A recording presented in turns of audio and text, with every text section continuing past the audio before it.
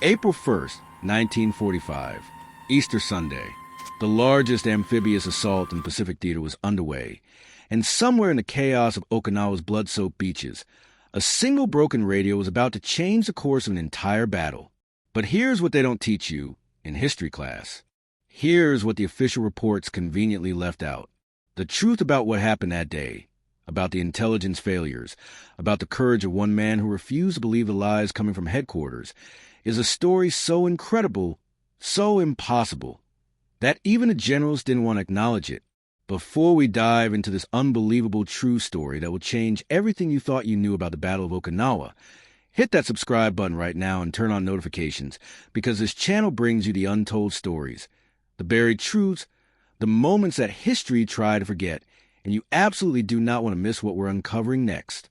The Battle of Okinawa, Operation Iceberg, the bloodiest battle of the Pacific War. 82 days of absolute hell that would claim over 100,000 Japanese lives, 12,000 American lives, and an estimated 150,000 Okinawan civilian lives. The numbers are staggering, almost incomprehensible, but numbers don't tell you what it was really like. Numbers don't tell you about the mud and the rain, and the smell of death that hung over the island like a shroud.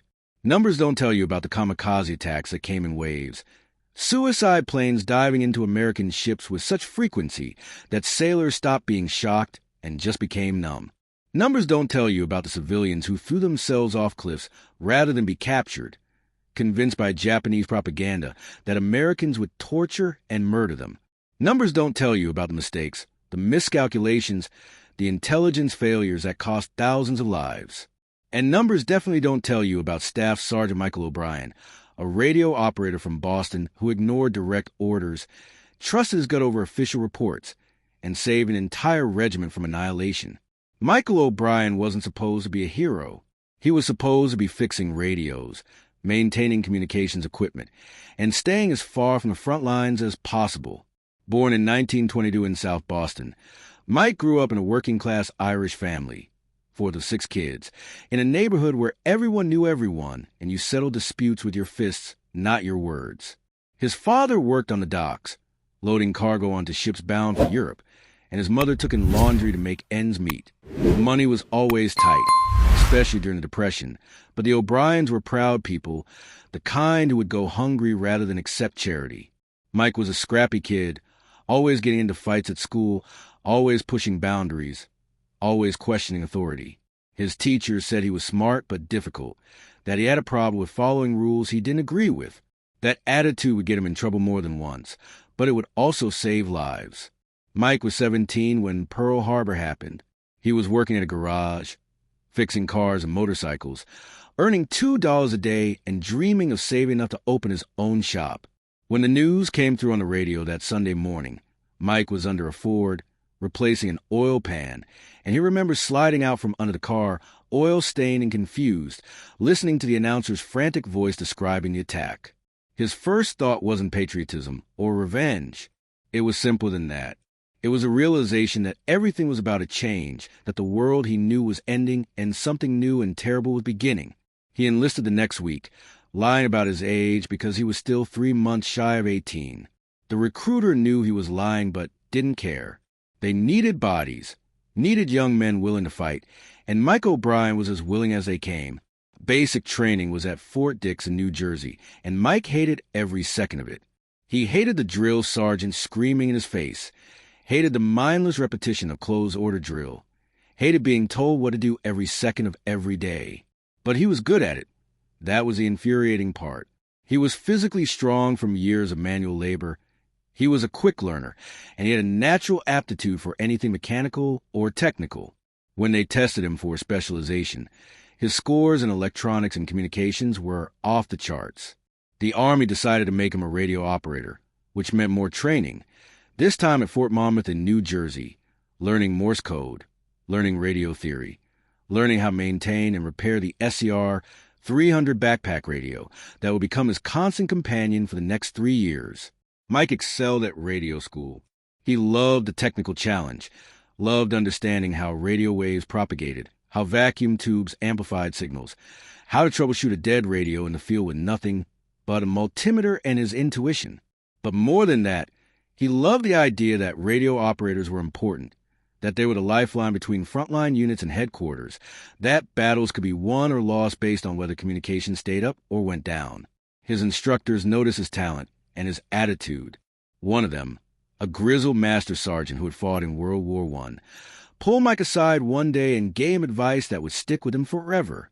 "Kid, you're good at this, real good, but being good at the technical stuff isn't enough. When you get into combat, you're going to hear things over that radio that don't make sense. You're going to get orders that contradict what you're seeing with your own eyes. And when that happens, you've got a choice. You can blindly follow orders and maybe get your buddies killed, or you can use your brain, trust your instincts, and do what's right. Just remember, doing what's right might get you court-martialed." The sergeant walked away before Mike could respond, but the words burned into his memory. By mid-1943, Mike was assigned to the 7th Infantry Division, part of the 10th Army, and shipped out to the Pacific. His first combat was in the Marshall Islands, and it was nothing like he expected. The training had prepared him for the technical aspects of his job, but not for the visceral reality of war. The noise was overwhelming, constant explosions and gunfire and men screaming. The fear was paralyzing, a knot in his stomach that never went away. And the casualties, God, the casualties. Men he had been joking with that morning blown apart by artillery, or cut down by machine gun fire, or simply disappearing in the chaos and never being seen again. Mike's job was to stay with the company commander, maintain radio contact with battalion headquarters, relay orders, call in artillery support, request medical evacuations. It was supposed to be a support role, relatively safe, but there was no such thing as safe in combat. Bullets and shrapnel didn't care if you were carrying a rifle or a radio. Mike fought through the Marshall Islands, then Leyte in the Philippines, then Luzon. With each battle, he got better at his job and harder as a person. He learned to sleep through artillery barges, learned to eat while the smell of death hung in the air, learned to watch friends die and keep functioning. He also learned that headquarters didn't always know what they were talking about, that the intelligence reports were often wrong, that the orders coming down from above were sometimes based on outdated or inaccurate information. He learned to read between the lines, to listen not just to what was being said, but what wasn't being said. And he learned that sometimes, just sometimes, a radio operator in the field knew more about the tactical situation than a colonel sitting in a command post miles behind the lines. By April 1945, Mike had been in combat for nearly 2 years. He was 22 years old but looked and felt 40. He had been wounded twice. Nothing serious. Just shrapnel wounds that earned him a Purple Heart and a few weeks of recovery time before being sent back to his unit. He had been promoted to staff sergeant, put in charge of the communications section for his battalion, and now he was preparing for what everyone knew would be the biggest, bloodiest battle yet. Okinawa, the last stepping stone before the invasion of Japan itself. Intelligence estimates said the battle would last a few weeks at most, that Japanese resistance would be moderate, that casualties would be manageable. Intelligence was catastrophically wrong. The invasion began on April 1st, and at first, it seemed like intelligence might have been right for once. The American forces landed virtually unopposed, encountering minimal resistance as they pushed inland. Mike came ashore with the second wave, his radio strapped to his back, expecting to be immediately thrown into heavy fighting. But there was nothing, just empty beaches, abandoned defensive positions, and an eerie silence. The battalion commander, a lieutenant colonel named Harrison who had survived Guadalcanal and the Philippines, was suspicious. "This is wrong," Harrison muttered to his staff as they established a temporary command post a few hundred yards inland. The Japanese don't just give up beachheads. They're up to something. But headquarters was jubilant. Radio messages came through saying the invasion was ahead of schedule, that resistance was light, that they should push forward aggressively and exploit the enemy's weakness. Mike was monitoring the radio traffic, and something bothered him about the tone of the messages from headquarters.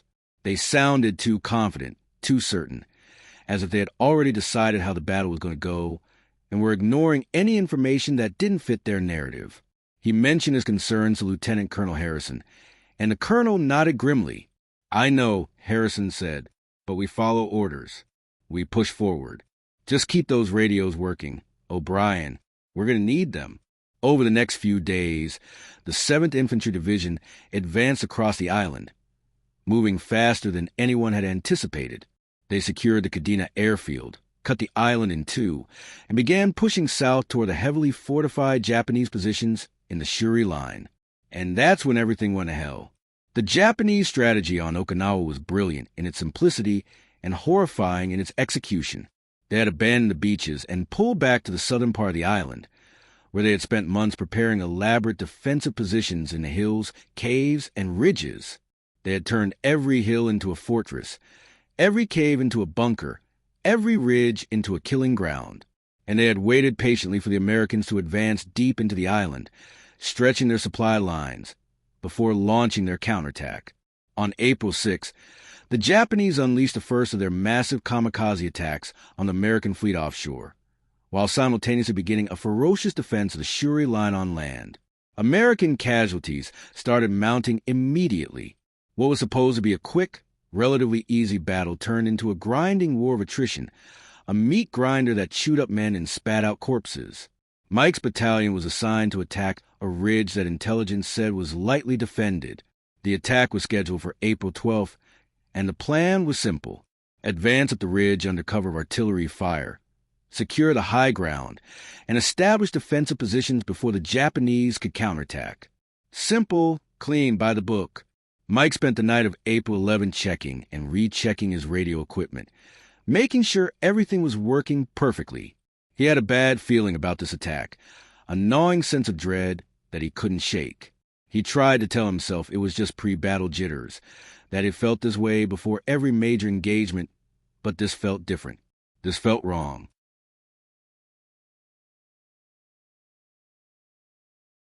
The attack began at 0600 hours. The artillery barrage was supposed to last 30 minutes, softening up the Japanese positions before the infantry advanced. Mike was with Lieutenant Colonel Harrison in a shallow depression about 200 yards behind the line of departure, monitoring radio traffic from the companies as they prepared to move out. The artillery fire was deafening, a constant rolling thunder that shook the ground and filled the air with smoke and dust. And then it stopped, and there was a moment of eerie silence before the order came down for the companies to advance. Mike watched through his binoculars as the American infantry began moving up the ridge, spread out in skirmish lines, rifles at the ready. For the first minute, there was no response from the Japanese. For the second minute, nothing. And then, all at once, the ridge exploded with fire. Machine guns, mortars, artillery, everything the Japanese had been hiding opened up simultaneously. The American infantry was caught in the open, completely exposed, and men started dropping like wheat before a scythe. Mike watched in horror as entire squads were wiped out in seconds, as the carefully planned attack disintegrated into chaos. Over the radio, he could hear the company commanders screaming for artillery support, for smoke, for medics, for anything. Lieutenant Colonel Harrison was on the radio to battalion headquarters, requesting permission to pull back, to regroup, but headquarters denied the request. The order was to push forward, to take the ridge at all costs. Intelligence said the Japanese defenses were weak, that this was just a minor pocket of resistance, that reinforcements were not available because they were needed elsewhere. Mike listened to the radio traffic from headquarters and felt his blood run cold. They were wrong. Everything they were saying was wrong. This wasn't a minor pocket of resistance. This was a major defensive position, heavily fortified and well-manned. And the longer the attack continued, the more Americans were going to die. He looked at Lieutenant Colonel Harrison, saw the anguish on the colonel's face as he listened to his men being slaughtered, and made a decision. "Sir," Mike said, "headquarters is wrong. This is a trap. We need to pull back now, regroup, and hit them with everything we've got." Harrison looked at him with haunted eyes. "I know they're wrong, O'Brien, but I have my orders." Mike felt something snap inside him. Orders that get men killed for no reason aren't orders worth following, sir. What happened next would be debated, analyzed, and argued about for decades. Lieutenant Colonel Harrison, a career officer who had followed orders his entire life, looked at the carnage on that ridge, looked at Mike O'Brien, and made a choice that could have ended his career.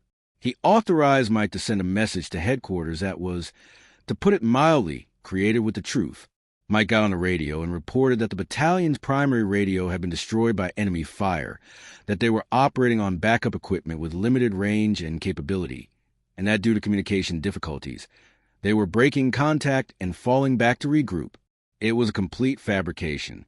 The radio was working perfectly, but it gave Harrison the excuse he needed to disobey orders and save what was left of his battalion.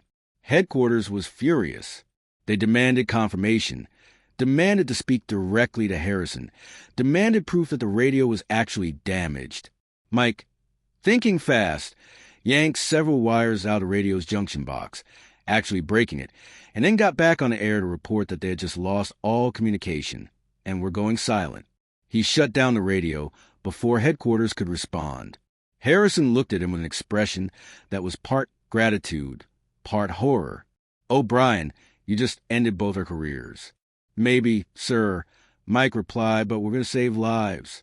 The battalion pulled back under heavy fire, suffering more casualties in retreat, but they got out. They got out when they should have been annihilated. Back at the temporary command post, Mike worked frantically to repair the radio he had just deliberately broken. It took him 2 hours. 2 hours during which headquarters was trying to raise him on every available frequency.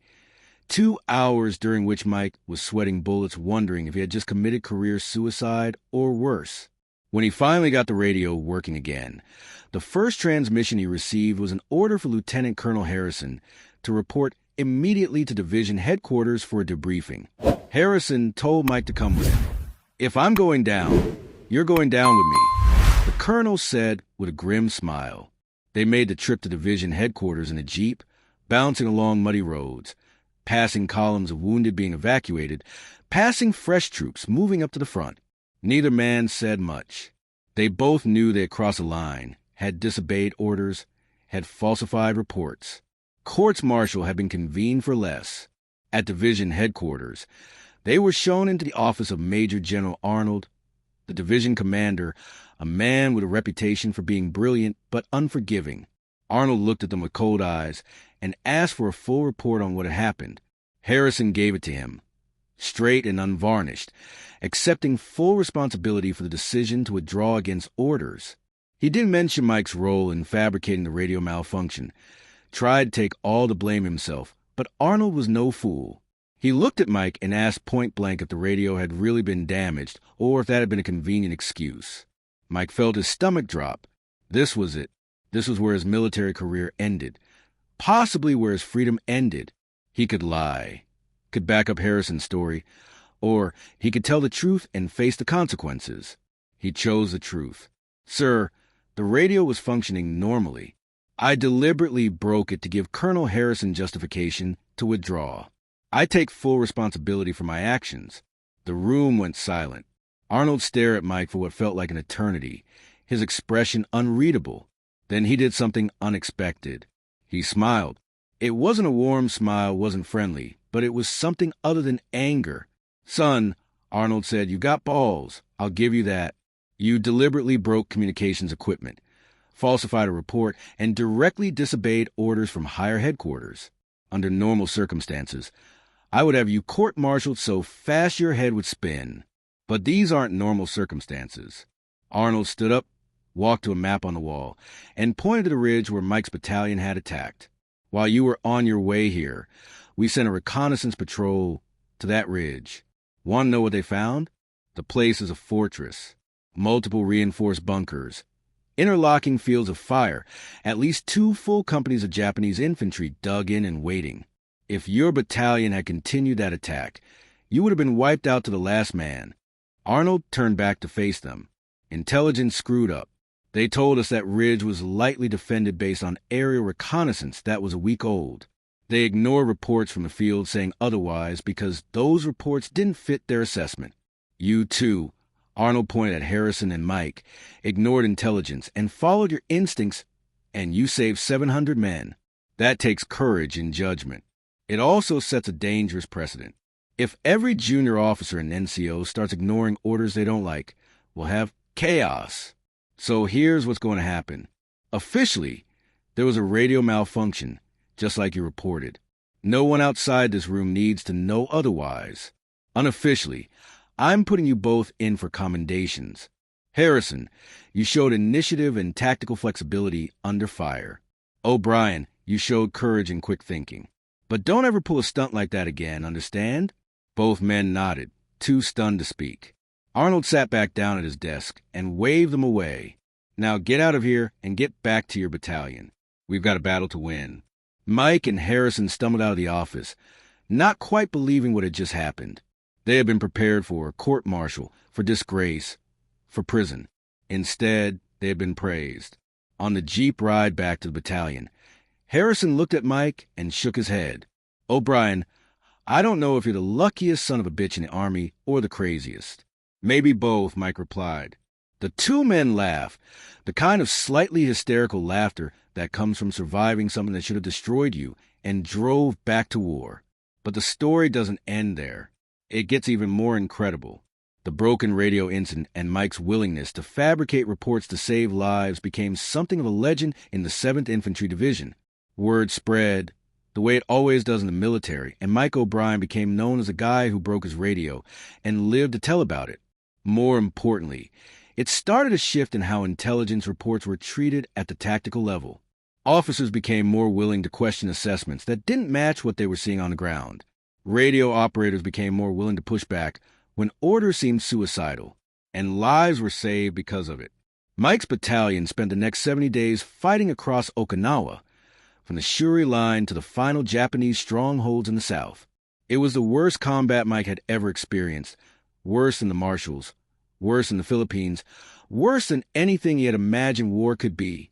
The Japanese fought with fanatical determination, refusing surrender, choosing death over captivity. The rain was constant, turning the battlefield into a sea of mud. The smell was indescribable, a mixture of cordite, death, and human waste that clung to everything. Mike saw things that would haunt him for the rest of his life.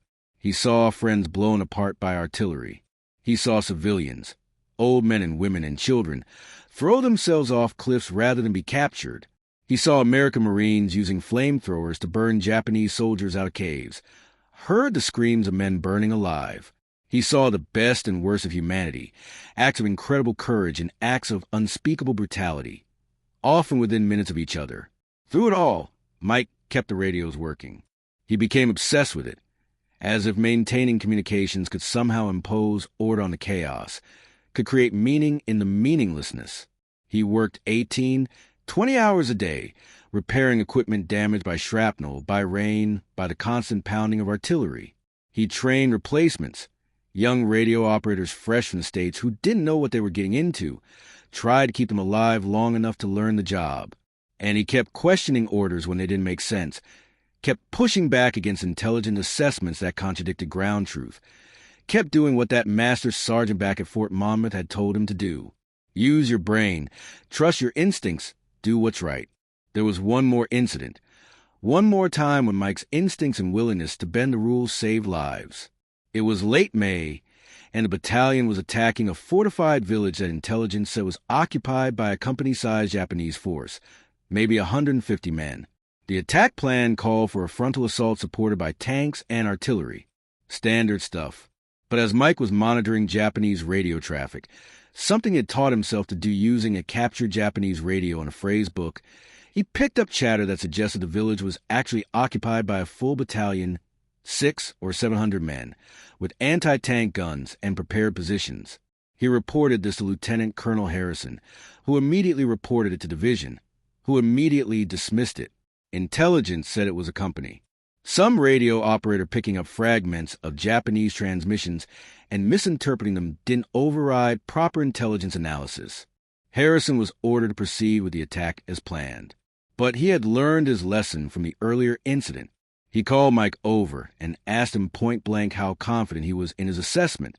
Mike thought about it, thought about the risk of being wrong, thought about the consequences of another fabricated report. Very confident, sir.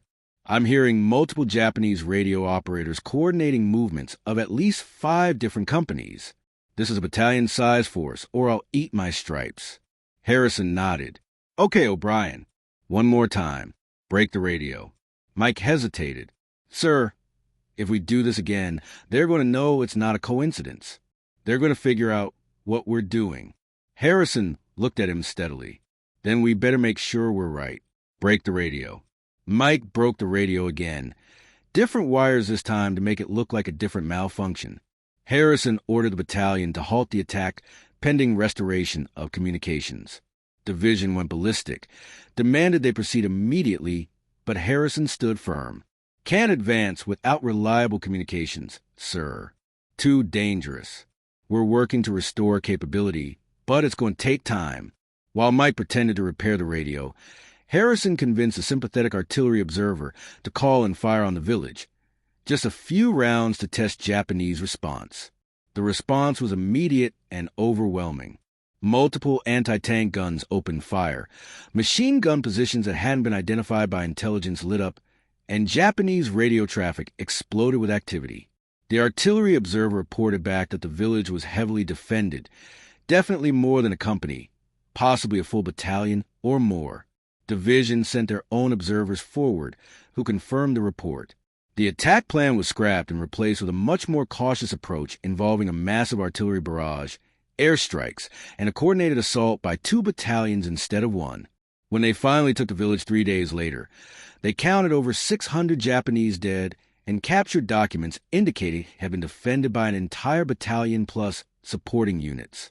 If Harrison had proceeded with the original attack plan, if Mike hadn't intercepted those Japanese transmissions and convinced Harrison to delay, the American casualties would have been catastrophic. This time, there was no trip to division headquarters, no angry general demanding explanations. Instead, Major General Arnold sent a message through channels commending the battalion for their reconnaissance and tactical patience. Harrison showed Mike the message, and the 2 men shared a knowing look. Arnold knew. He had to know that the radio had been deliberately broken again. But he wasn't going to say anything, because the results spoke for themselves. Mike O'Brien, the radio operator who broke radios to save lives, had done it again, and this time, everyone from the division commander on down was quietly, unofficially, grateful that he had. The Battle of Okinawa finally ended on June 22, 1945. 82 days of hell. Over 12,000 Americans dead. Over 36,000 wounded. The 7th Infantry Division alone suffered over 2,500 casualties. Mike survived without a scratch, at least physically. Mentally, emotionally, he was a wreck. He had nightmares every night, violent, vivid dreams where he was back on Okinawa, back in the mud and blood and chaos. He couldn't sleep without drinking, and the drinking was becoming a problem. He was short-tempered, angry all the time, pushing away anyone who tried to get close to him. He knew he was falling apart, but didn't know how to stop it. Didn't know who to talk to. Didn't know if what he was feeling was normal or if he was losing his mind. The atomic bombs fell on Hiroshima and Nagasaki in August, and the war ended. Mike was in Okinawa when he heard the news, and his reaction was complicated. Relief that the war was over, that he had survived. Guilt that he felt relief when so many others hadn't survived. Anger at the Japanese for fighting so hard, for refusing to surrender, for making the atomic bombs necessary. Sadness for the Japanese civilians who had died in those blasts. Innocents who had no more control over their government's actions than Mike had over his. It was a mess of emotions that he couldn't sort through, couldn't articulate, couldn't share. Mike was discharged in November 1945. He went home to Boston, back to his family, back to his old neighborhood. But nothing was the same. His father had aged 20 years in the 4 years Mike had been gone. His mother cried when she saw him.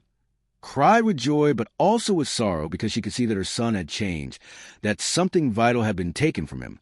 His siblings were strangers. Their lives had moved on while his had been frozen in combat. His old friends were either dead or changed like him, struggling to readjust to civilian life.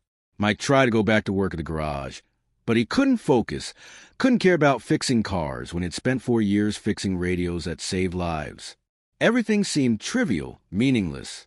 Mike drifted for a while, drinking too much, getting into fights, unable to hold down a job or a relationship.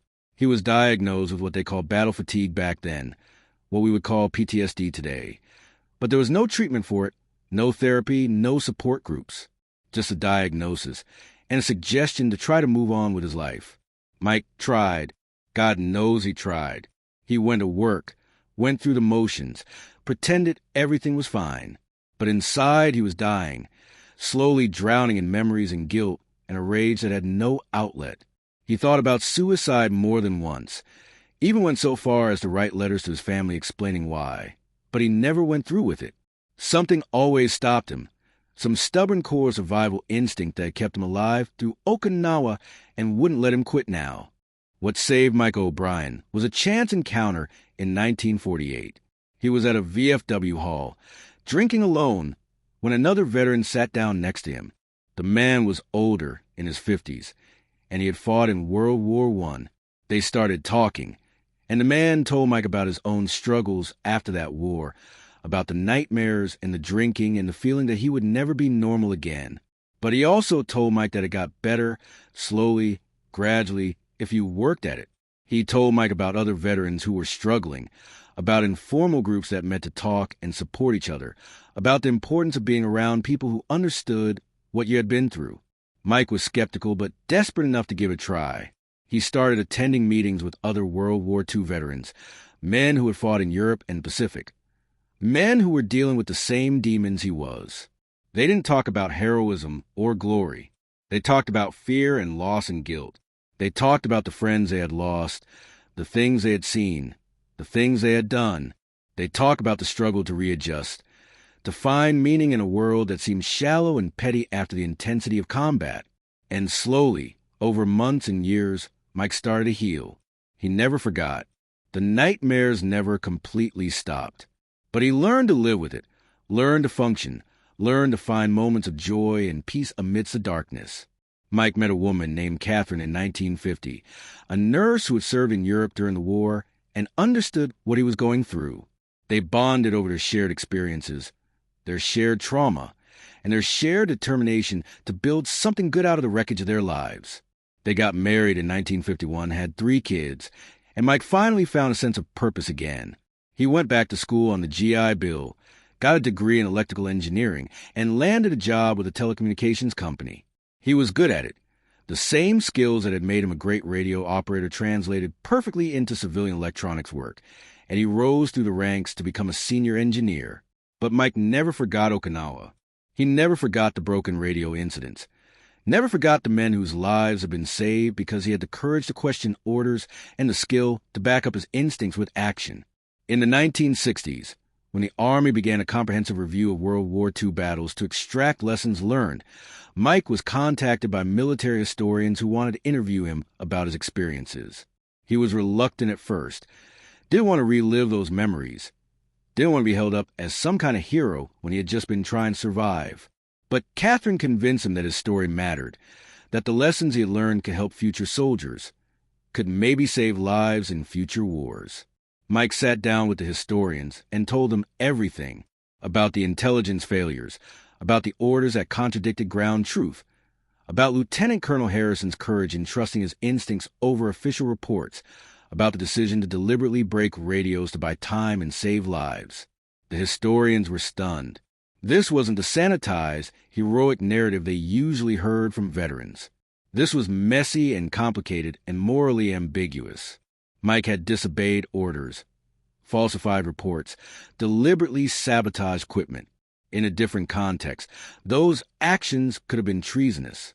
But in the context of Okinawa, in the fog and chaos of combat, those actions had saved hundreds of lives.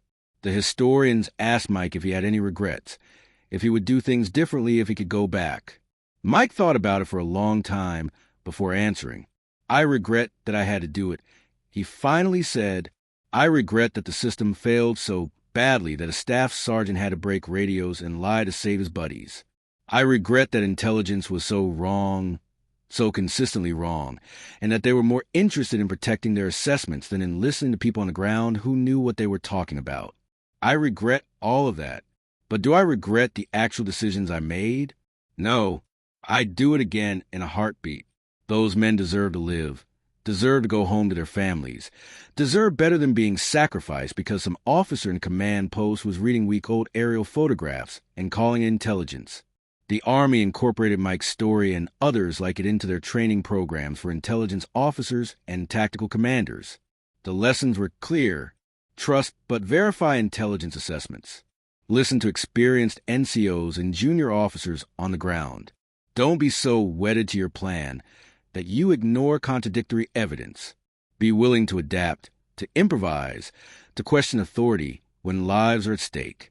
These lessons, learned in blood on Okinawa, became doctrine. They were applied in Korea, in Vietnam, in every subsequent conflict. And while the military would never officially endorse breaking radios or falsifying reports, there was a quiet understanding that sometimes, in extremis, doing the wrong thing for the right reasons was the most moral choice available. Mike O'Brien died in 2003 at the age of 81. He had lived a good life after the war, had been a good husband and father, had contributed to his community, had found a measure of peace. His obituary in the Boston Globe mentioned his World War II service, mentioned that he had been a radio operator in the Pacific, mentioned his Purple Hearts and Bronze Star. It didn't mention the broken radios, didn't mention the intelligence failures, didn't mention that he had been one of the unsung heroes of Okinawa. His family knew, of course, and the veterans who came to his funeral knew. But to the rest of the world, Mike O'Brien was just another old soldier, another member of the greatest generation passing into history. But we know the truth, don't we? We know that Mike O'Brien was extraordinary, not because he was the strongest or the bravest or the most skilled, but because he had the moral courage to question authority, to trust his instincts, to do what was right even when it meant risking everything. We know that on Okinawa, when official reports ignored the truth and bad intelligence was getting men killed, Mike O'Brien broke the rules to save lives. We know that he and Lieutenant Colonel Harrison showed a level of judgment and courage that went beyond simple obedience, that recognized the difference between following orders and following conscience. We know that the broken radio that triggered a counterattack never happened, was a fabrication created by time and saved 700 men from annihilation. And we know that sometimes the greatest heroes are the ones who have the courage to say no, who refuse to accept the official narrative when it contradicts reality, who are willing to face court-martial or worse, to do what they know is right. The Battle of Okinawa was the bloodiest battle of the Pacific War, a brutal, grinding campaign that cost thousands of lives and left scars that would never fully heal. But amidst the horror and the chaos, there were moments of extraordinary courage and judgment, moments when individuals made decisions that saved lives and changed outcomes. Mike O'Brien's broken radio was one of those moments, a small act of rebellion that had enormous consequences, a lie told in service of a greater truth. His story reminds us that war is not just about following orders and trusting the chain of command. It's about individuals making split-second decisions with incomplete information, about the friction between official narratives and ground truth, about the moral complexity of doing the right thing in impossible circumstances. And maybe that's the real lesson of Mike O'Brien's story. Maybe it's not about radio operators or intelligence failures or the specific details of Okinawa. Maybe it's about the importance of moral courage, of questioning authority when authority is wrong, of trusting your instincts and being willing to accept the consequences. Mike O'Brien could have followed orders. He could have kept his radio working and let his battalion march into that trap. He could have prioritized his career over his conscience. But he didn't. He chose to break the radio, to fabricate a report, to give Lieutenant Colonel Harrison the excuse he needed to save his men. And hundreds of soldiers went home to their families because of that choice, lived full lives, had children and grandchildren, all because a radio operator from Boston had the courage to do the wrong thing for the right reasons. So here's what I want you to take away from this story. The next time someone tells you that rules are rules, that orders are orders, that you should just shut up and follow the program, remember Mike O'Brien. Remember that sometimes the most moral thing you can do is break the rules. Remember that official reports don't always tell the truth, that authority isn't always right, that your instincts and judgment matter. Remember that courage isn't just about charging machine gun nests or flying planes into enemy territory. Sometimes courage is about standing up in a command post and saying this is wrong. We need to do it differently, even if it costs you your career. Remember that the broken radio on Okinawa saved lives because one man was willing to trust himself over the system.